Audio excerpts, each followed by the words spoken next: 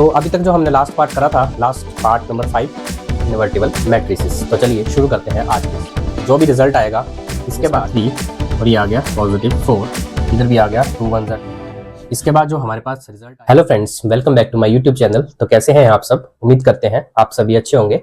तो जैसे कि आपको पता है, हमने क्लास 12th का चैप्टर नंबर 3 मैट्रिसेस शुरू करा है और ऑलरेडी हम उसके 5 पार्ट जो है हम ऑलरेडी कर चुके हैं। आज का जो हमारा पार्ट रहेगा वो इस चैप्टर का आखिरी पार्ट रहेगा, लास्ट पार्ट। और आज का जो हमारा टॉपिक रहेगा उस टॉपिक का नाम है इन्वर्टिबल मैट्रिसेस। तो अभी तक जो हमने लास्ट पार्ट करा था, लास्ट पार्ट नंबर 5, उसमें हमने सिमेट्रिक स्क्यू सिमेट्रिक मैट्रिसेस के बारे में जाना था और हमने मैट्रिसेस को ट्रांसपोज करना सीखा था और उससे रिलेटेड हमने कुछ एग्जांपल्स करे थे और कुछ क्वेश्चंस भी देखे थे, एक्सरसाइज। आज का जो हमारा टॉपिक रहेगा उस टॉपिक का नाम है इन्वर्टिबल मैट्रिसेस। तो चलिए शुरू करते हैं आज के इस सेशन को। हाँ जी, तो जैसे कि टॉपिक का नाम है इन्वर्टिबल मैट्रिसेस, तो चलिए इसको समझते हैं कि इस मैट्रिसेस का, इन्वर्टिबल मैट्रिसेस का मतलब क्या है। तो इसको समझते हैं एक डेफिनेशन के थ्रू। तो देखिए, if A is a square matrix of order m and if there exist another square matrix b of the same order m such that if b product ab equals to ba, both are equals to I, then b is called the inverse matrix of A and denoted by A inverse। अब इस definition को समझते हैं। तो बोल रहे हैं कि A मान लीजिए कोई एक स्क्वायर मैट्रिक्स है और उसका ऑर्डर m है। अब ये ऑर्डर कोई भी हो सकता है, स्क्वायर मैट्रिक्स जिसका ऑर्डर m है। अब ऑर्डर m का मतलब है कि उसका जो रोज और कॉलम होंगे वो सेम रहेंगे। मान लीजिए 2x2, 3x2 इस तरीके से। तो अगर A मैट्रिक्स है, उसका स्क्वायर मैट्रिक्स, उसका ऑर्डर m है, और एक और मैट्रिक्स है स्क्वायर मैट्रिक्स B, उसका भी सेम ही ऑर्डर m है, और हम क्या करें, A और B को आपस में प्रोडक्ट करें, जो भी रिजल्ट आएगा इसके बाद B और A को प्रोडक्ट करें, जो भी रिजल्ट आएगा वो आपस में क्या होगा, बोला सेम होगा, इक्वल टू होगा, और दोनों का रिजल्ट किसके इक्वल होगा, I के। I means identity matrix. Identity matrix हम ऑलरेडी देख चुके हैं, जिसमें क्या होता है कि जो डायगोनल एलिमेंट होते हैं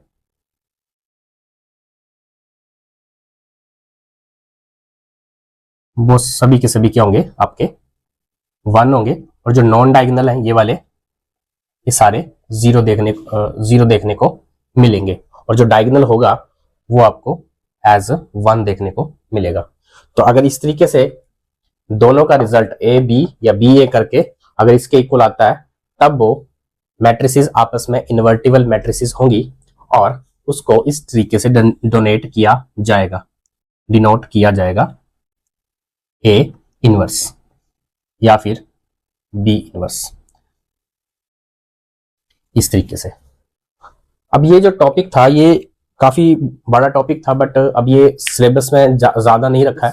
इसमें इन्वर्टिबल मैट्रिसेस से रिलेटेड इस जो एग्जांपल है इसको सॉल्व करते हैं और इसको समझते हैं कि क्या ए बी जो है जब हम इसको प्रोडक्ट करेंगे और इसके बाद बी ए को जब हम प्रोडक्ट करेंगे, क्या वो आई के इक्वल आता है या नहीं। मींस आपस में दोनों ये जो है ए बी और बी ए आपस में इक्वल आते हैं या नहीं, और दोनों किसके इक्वल आने चाहिए, आई के। आइडेंटिटी मैट्रिसेस हम जानते हैं ऑलरेडी कि आइडेंटिटी मैट्रिसेस उसको बोलते हैं जिसके जो डायगोनल एलिमेंट है ये वाले, इस तरीके से ये सारे क्या होंगे, सेम में भी क्या होंगे 1, और बाकी के जो नॉन डायगोनल है वो क्या होंगे आपके 0। तो इसको बोलते हैं आइडेंटिटी मैट्रिसेस। ये है 3x3 की, और इससे कम क्या होगी, अगर मैं इसको इस तरीके से लिख दूं तो ये आपकी क्या आ जाएगी, 2x2 की मैट्रिसेस। कौन सी, आइडेंटिटी मैट्रिसेस। तो चलिए इस एग्जांपल को करते हैं और समझते हैं कि क्या ये आपस में ये सेम आ रहे हैं या नहीं आ रहे, क्या ये इन्वर्टिबल मैट्रिसेस हैं या नहीं है। तो ए बी करेंगे तो इसको हम ऑलरेडी कर चुके हैं कि आपस में दो मैट्रिसेस को प्रोडक्ट कैसे किया जाता है। तो सबसे पहले क्या करते हैं, हम फर्स्ट रो को फर्स्ट कॉलम के साथ, सेम फर्स्ट रो को सेकंड कॉलम के साथ हम प्रोडक्ट करेंगे, फिर second row first column, second row second column. तो सबसे पहले हम फर्स्ट रो को फर्स्ट कॉलम के साथ करेंगे। तो ए बी क्या आएगा, ए बी इक्वल्स टू 2 × 2, बीच में साइन प्लस का रहता है। इसके बाद इसको इससे कर लिया, अब इसको -1 के साथ, तो 3 × -1, ये हमारा फर्स्ट जो है हो चुका है। अब हम फर्स्ट रो को सेकंड कॉलम के साथ करेंगे, तो 2 × -3, बीच में प्लस का साइन, 3 × 2, तो ये हमारा एक रो है, एक कॉलम और सेकंड कॉलम को कर लिया। अब हमारी सेकंड रो की बारी है। तो सेकंड रो में 1 into 2 plus 2 into -1, then 1 into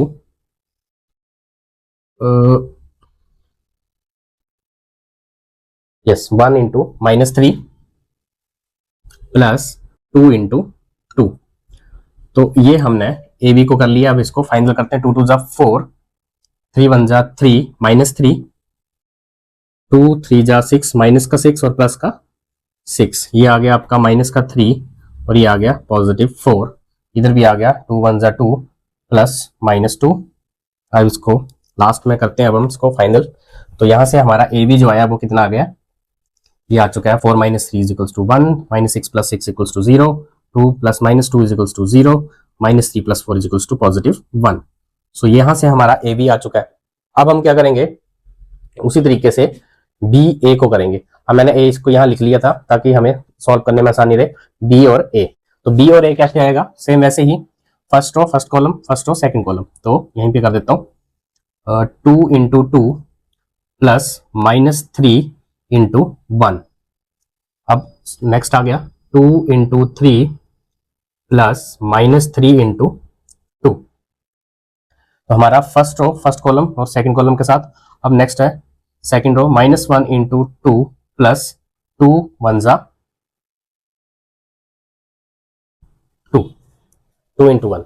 next आ गया -1 into 3 प्लस 2 into 2। अब इसको देखते हैं कि क्या बी ए बी ये चीज आती है या नहीं आती है। तो 2 2 = 4 प्लस -3 1 = 3, यानी कि ये भी कितना आ गया -3, 2 3 = 6 और ये आ गया -6। ये आ गया -2 और ये +2, -2 +2, -3 +4 और ये फाइनल अब आएगा बी ए इक्वल्स टू 4 - 3 1, 6 - 6 0, -2 + 2 0, -3 + 4 = +1। तो हमने यहाँ से ये देखा कि जो हमारा ए बी था वो किसके इक्वल है, बी ए के, और बी ए जो है ये दोनों किसके इक्वल है, आई के। आई के हमारा आइडेंटिटी मैट्रिसेस, जिसमें कि डायगोनल में हम देख पा रहे हैं 1 और जो बाकी का जो इस तरफ वाला डायगोनल है वो 0। मीन्स ये 2 क्रॉस 2 का ऑर्डर है, और जो हमने पहले डिस्कस करा वो 3 क्रॉस 3 वाला था। तो इसमें हमने सिर्फ क्या करना है कि जो लेफ्ट से इस तरफ वाला जो है वो डायगोनल देखना, ना कि ये वाला। तो इसमें ये आइडेंटिटी मैट्रिसेस है। आई होप आपको ये छोटी सी एक्सप्लेनेशन जो है इन्वर्टिबल मैट्रिसेस के बारे में समझ आई होगी, और ये एग्जाम्पल जो समझ आया इसके थ्रू हमने इस डेफिनेशन को प्रूव कर रहा था। तो चलिए एक छोटा सा एक थ्योरम और है, उसको भी कर लेते हैं आगे। चलिए ये छोटी सी थ्योरम है, अब इसको जस्ट समझ लेते हैं कि ये थ्योरम क्या है, और इसकी जो एक्सप्लेनेशन है, ये जो हम अगला जो चैप्टर रहेगा हमारा चैप्टर नंबर 4 डिटर्मिनेंट, उसमें इसको एग्जाम्पल के थ्रू हम समझेंगे।